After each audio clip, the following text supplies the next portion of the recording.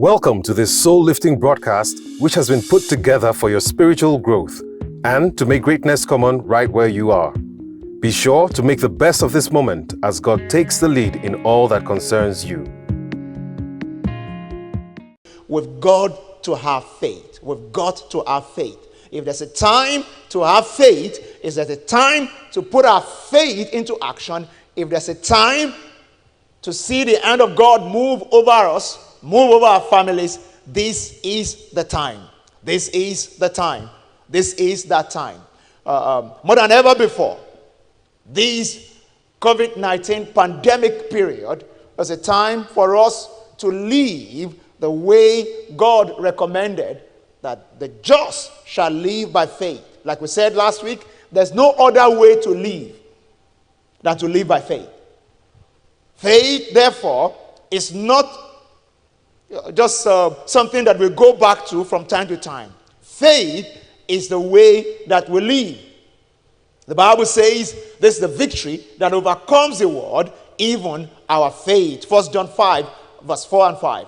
If you want to overcome this season, if you want to overcome what will hold everybody down, if you want to overcome what is here now to hold the entire world down, then you have to focus on the activation of your faith. Glory be to Jesus.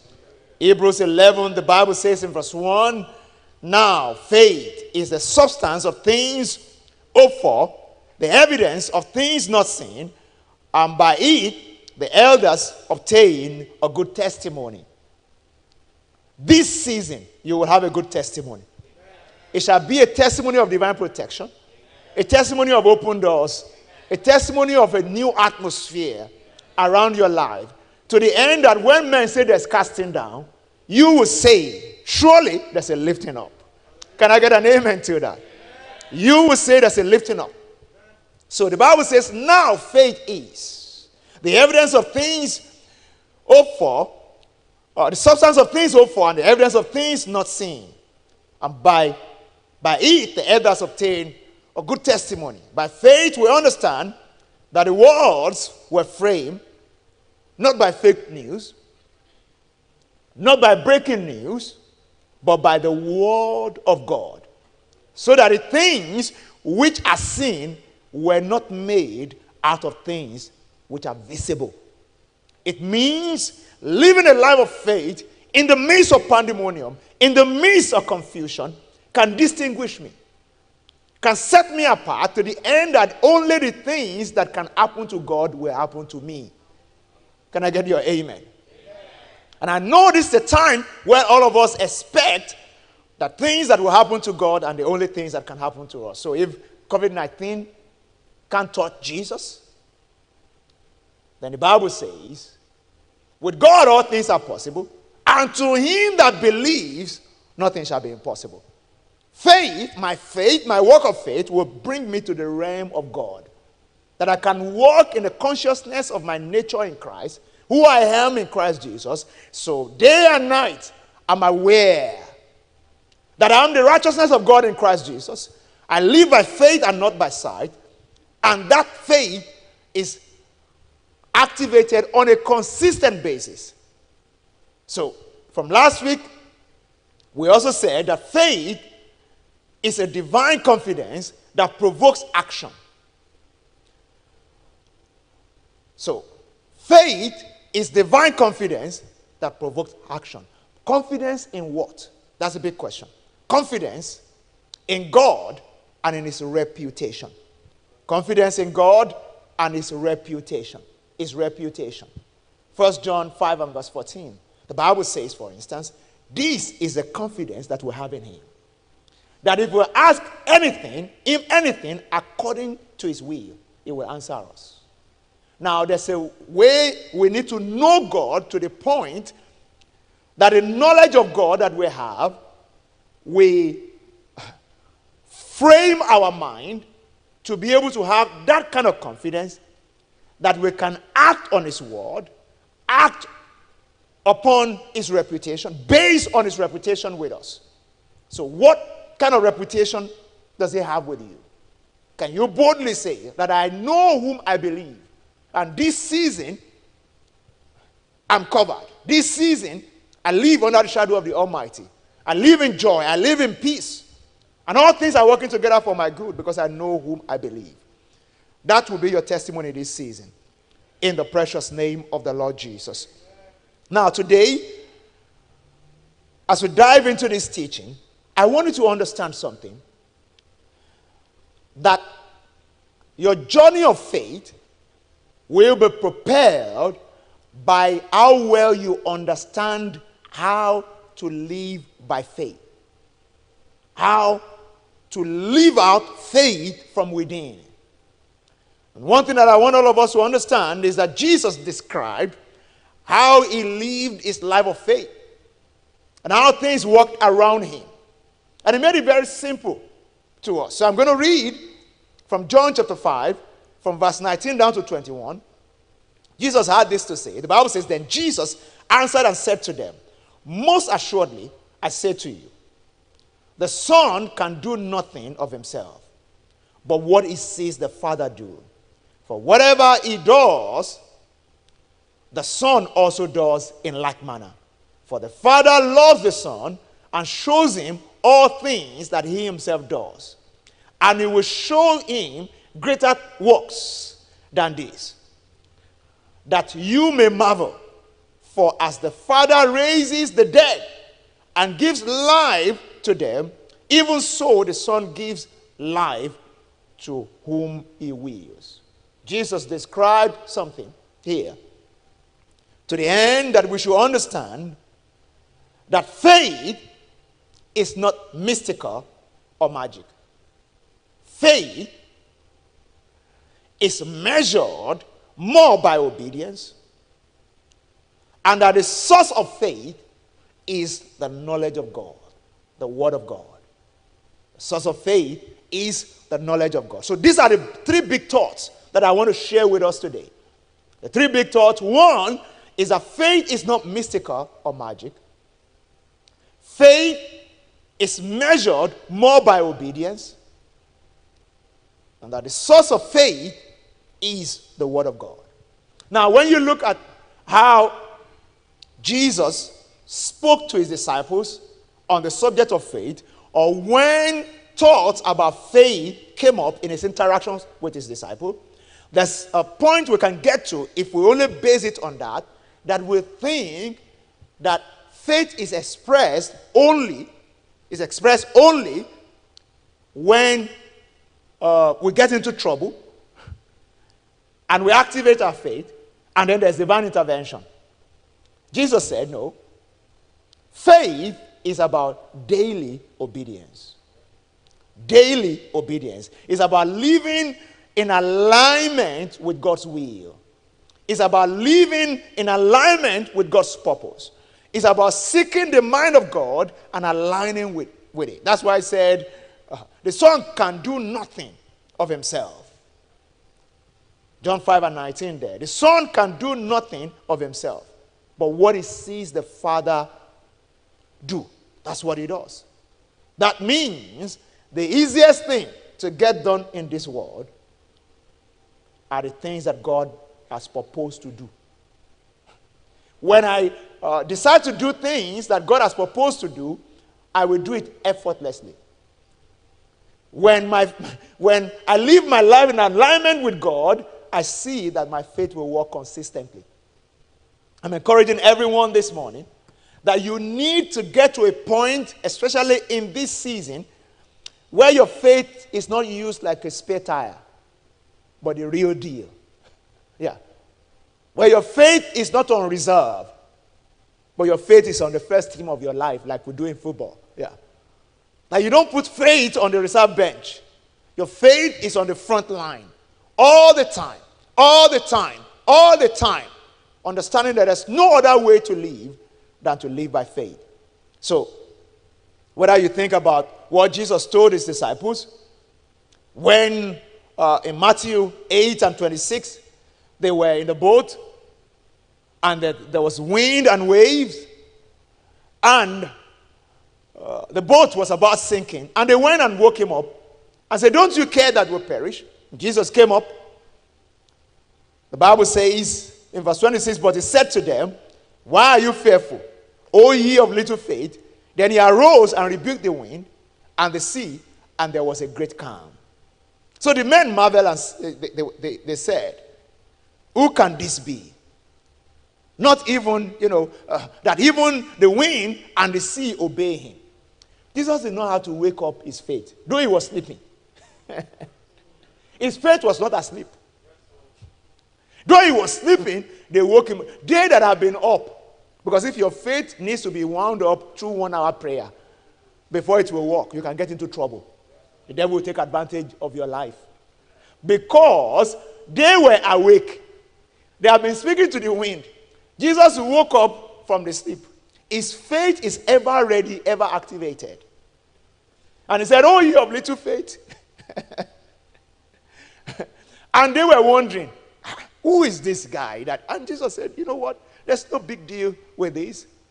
All you need is a life of consistent obedience, which was what we saw in the life of Abraham. Abraham's faith was not premised on divine interventions. It was premised on obedience to God. Obedience to God, which is something that you can practice consistently. Obedience to the word of God, obedience to God.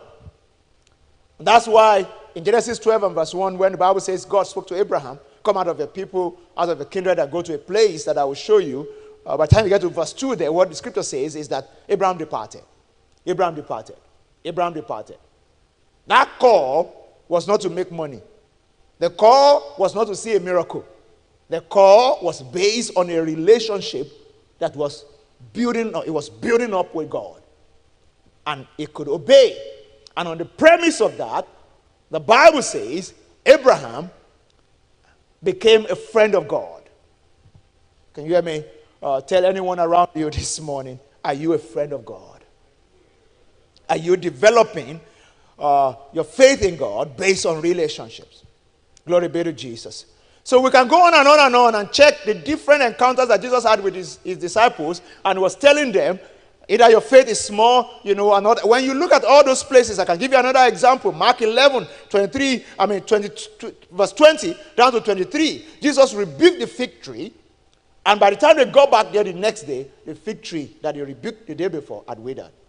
And in verse 20, they started to marvel that the fig tree has withered. Mark 11, verse 20. Can you put that up for me? And when Jesus would talk about it, all he had to say, the Bible says, now in the morning, as they passed by, they saw the fig tree dried up from its root. Verse 21, quickly. And Peter, remembering, said to him, Rabbi, look, the fig tree which you cursed has withered away. Look at how Jesus responded. So Jesus answered and said to them, have faith in God. Have faith in God. Because if you have faith in God, you can speak to anything. And you don't have to wake it up. It's already in you. That you are aware that my words carry power. But when you read this, or you read where he said, oh, you of little faith, or whether it's Matthew chapter 8, Matthew chapter 6, where he was talking about mundane things of this world, clothing and all that.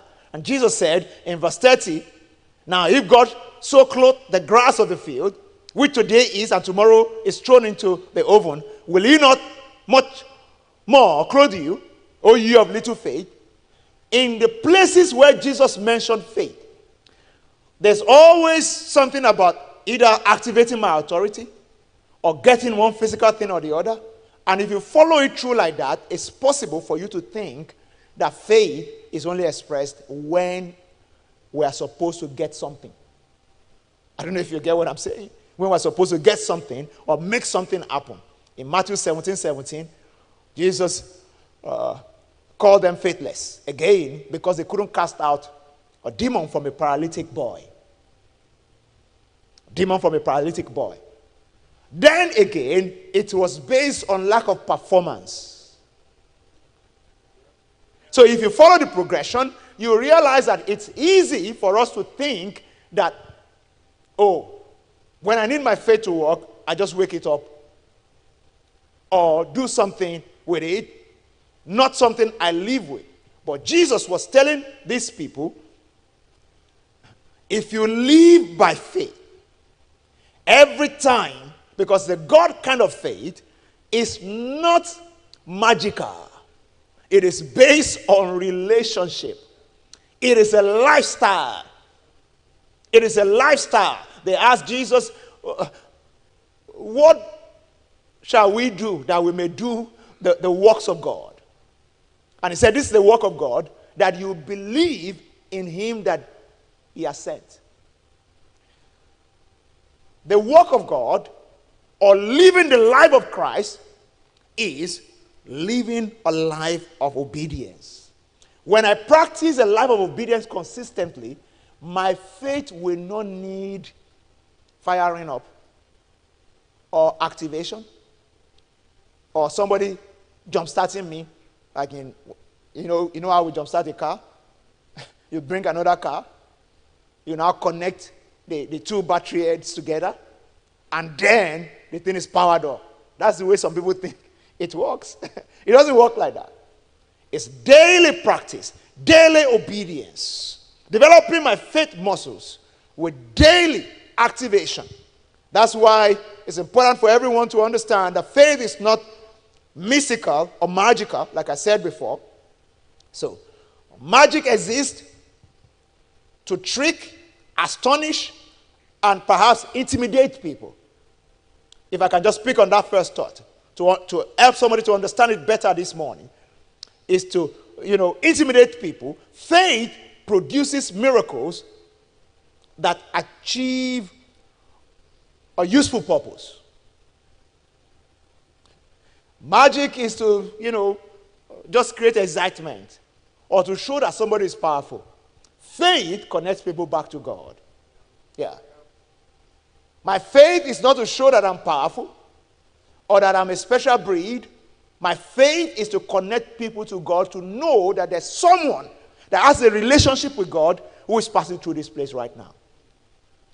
So because I have a relationship with God and I carry God, it's normal for certain things to happen around me and for certain things not to happen around me. Say amen, somebody. Also, it's important, in the light of faith not being mystical or magical, to understand that faith is a lifestyle, not a special performance.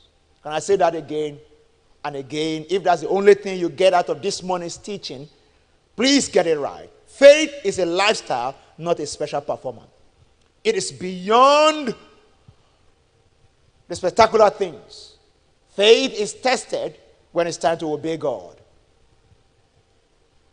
Through faith, we can demonstrate the spectacular or the miraculous, but yet, faith itself is not in the spectacular or the miraculous. Faith is not an emergency tool. It is our lifestyle. It is our lifestyle. It's our lifestyle. It's our lifestyle. That's why in John chapter 3, Nicodemus went to meet Jesus and was asking the question, all these things that you are doing, what will it take for somebody to be able to do it? We recognize that it's God that's helping you to do it, but what will it take for somebody to do it? And Jesus said, it's not about the doing, it's about the being.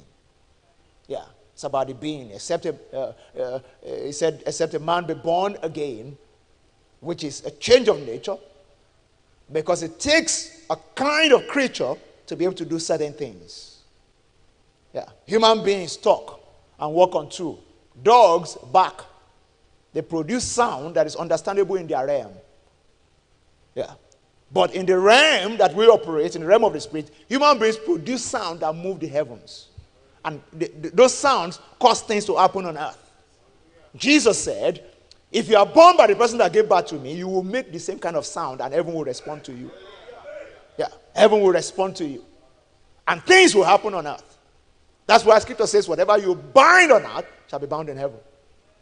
It's a sound that a man of faith makes on earth that commands the attention of heaven. May heaven's attention be commanded by your words from now. In the name of the Lord Jesus, may the words of your mouth start to carry the power of the Spirit of God as you speak them forth by faith. In the name of the Lord Jesus.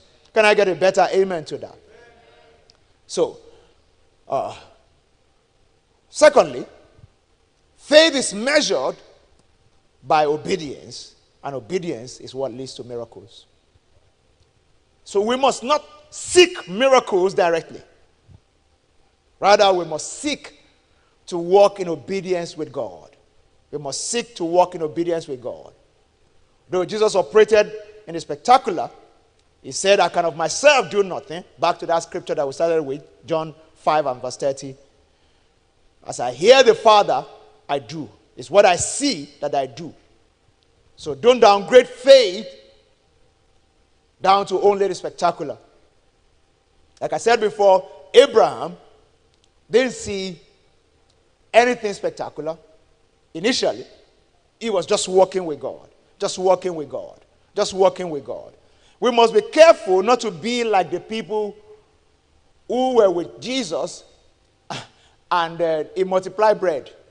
And the Bible says the following morning, they were chasing him all around the place. And Jesus had to talk to them to say, you know what? I know why you are chasing me. It's because of the bread. Yeah, I think that's in John 6. Yeah, from verse 22 down to 29. He said, it's because of the bread. The bread that I multiplied. You are not chasing me because of a relationship. You are chasing me because of the bread that you ate yesterday.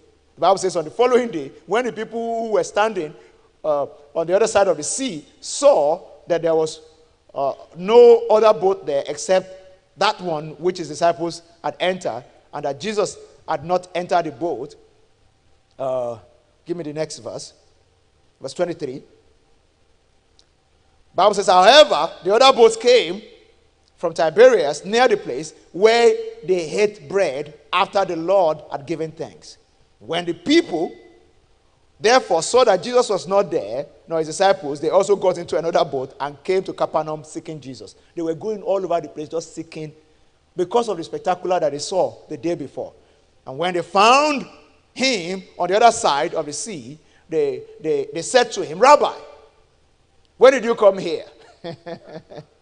Verse 26, please, verse 26. And Jesus answered and said to them, most assuredly I say to you, you seek me not because you saw the signs, but because you ate of the loaves and were filled. You didn't understand why you are seeking me. You're just seeking me for the spectacular. You want another food today. That's the way some people think they want to walk with God. Just seeking him for what to get. And Jesus said, your faith is not measured by the spectacular. It's measured, it's measured by the obedience that you have. And we must not downgrade faith to the spectacular. Jesus said, don't seek me for bread. Believe me and do. They said, how can we do the works of God? They were the one who asked him that question eventually. Time will not permit me to read everything through. He said, this is the work of God, that you believe and daily believe in him that God has sent. Can you tap your neighbor for me? It's time to believe in the word of God. It's time to believe in his word for divine protection. It's time to believe in his word for divine preservation. It's time to believe in his word and everything that is written concerning your divine prosperity. It's time to believe in his word for wisdom and live it out on a daily basis. That's how we know that you are walking by faith. That's how we know that you are walking by faith. Abraham, the father of faith, was celebrated more for his obedience than the miracles he experienced. Yeah. More for his obedience. Romans chapter 4, verse 19. From verse 18 of Romans chapter 4, you see what the scripture says there about Abraham. Romans chapter 4 from verse 18. The scripture talks about the fact that Abraham, contrary to hope, in hope believed, so that he became the father of many nations. According to what was spoken, so shall your descendants be. Abraham acted on the word of God it affected his emotions, his actions. He wouldn't wake up in the morning to curse God or blame Sarah. Some people blame their spouses for everything that's happening in their lives. Blame the government. Sometimes we even blame the weather. Blame God. And all kinds of things. Abraham, the Bible says, in verse 19 there, and not being weak in faith, he did not consider his own body already dead, since he was about 100 years old. And the deadness of Sarah's womb, he did not waver, verse 20 says, he did not waver in the promises of God. The promise of God. True unbelief, but was strengthened. Somebody say, I'm strengthened. Come and say it again. Say, I am strengthened in faith and giving glory to God.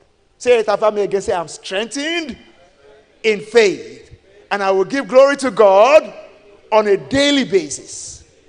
That's how to live out this life of faith. That's what Abraham did. So the people who walk by faith are those that take instruction and obey. Those that take instruction and obey. And then they see miracles, not that they're chasing miracles. Hearing from God and obeying Him is real faith. That's where real faith is. Hearing from God and obeying Him.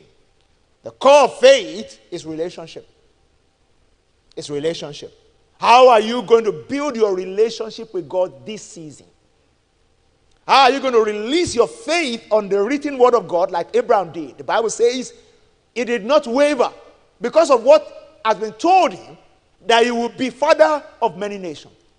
That one word held his spirit together, held him together emotionally, so that in the face of affliction, he was strong. He was unwavering. I pray for somebody this season that the hand of God is coming upon you to strengthen you in faith. Your faith will no longer fail. In the name of the Lord Jesus, you will no longer give excuses for failure in faith. In the name of the Lord Jesus. Glory be to God. So the core of faith is relationship. Is relationship. As I start to wrap up today, I'd just like to add to what I've said so far, that the source of faith is the word of God. Abraham anchored his faith on the word. What was spoken to him. So shall your descendants be. So shall your descendants be. And he anchored his faith squarely on it. So the source of faith is the word of God.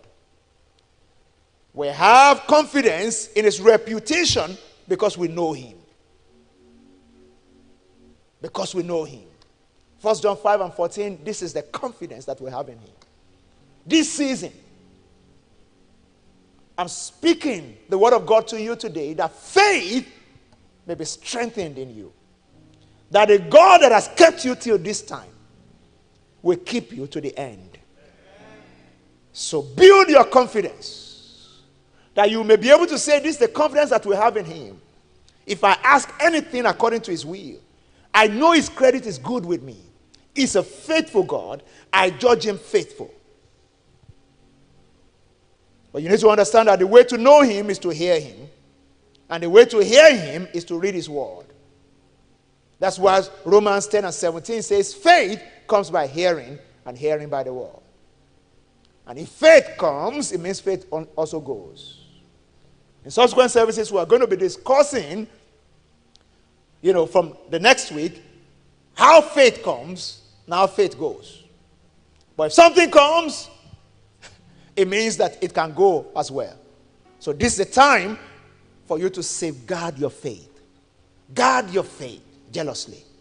Let not fear steal your faith. Let not anxiety steal your faith. Let not your courage diminish in our God. And let nothing rob you of your confidence in Jehovah. Because God is about to move over your life. And this season, when men say there's casting down, you will say there's a lifting up. In the precious name of the Lord Jesus. There's no truer source of God's will for your life than his word. His word will not return to him void, according to Isaiah 55 and verse 11. So I'm encouraging everyone this morning, pay attention to the Word of God. Pay attention to the Word of God. Use every means possible to load up yourself with the Word. Yeah, every means possible. Get it on audio. Watch something that will infuse faith in your heart by the hearing of the Word. This is not a time to just sit at home or to work from home and just be faffing away. Netflix today, YouTube tomorrow, and everything you are consuming are things that are taking faith away from you. Faith comes by hearing. Hearing by the Word. Faith goes by the intake of fearful materials. Breaking news that can break your heart. Those are the things that steal your faith. May your case not be like the case of the servants of Elijah or Elisha, who says, alas, my master, we're dead. And God prayed, the prophet prayed for him, for God to open his eyes. When God opened his eyes, faith was born in his heart, because he started to see that they that are with us are more than they that are with them. In this season, may God open your eyes to see the great plans that he has for you, and for you to understand that what is ahead of you is more than what is behind you. The best of God is always in the future, not in the past. COVID-19 or no COVID-19, our greater days are ahead of us. Our best days are ahead of us. As a church, our best days are ahead of us. As families, our best days are ahead of us. As individuals, the path of the just is like shining light. It shines brighter and brighter and brighter. Darkness shall cover the earth, gross darkness the people, but the Lord shall give us light, and we will shine in the midst of darkness. This is the word of the Lord for you today, and you have to believe it. That's how we live by faith. We believe the word of God, we ditch our fears, and we walk in divine confidence. Glory be to Jesus. As I wrap up today, I'll say to you that don't replace relationship with activities. Build your relationship with God by allowing the word of God to dominate your spirit. So this week, these are the big questions as you go into your week. When last did you receive a clear instruction from God? And did you obey? Because this season, God will be giving you instructions. Sometimes God will tell you not to go somewhere. Or sometimes God will tell you to do certain things. God will prompt your heart to check on people, to be nice to somebody, to render help. God may even prompt you how to sow a seed into somebody's life or give into his kingdom. Even this season, you need to be prepared to obey God's word. Secondly, in what ways have you replaced communing with God with working for God?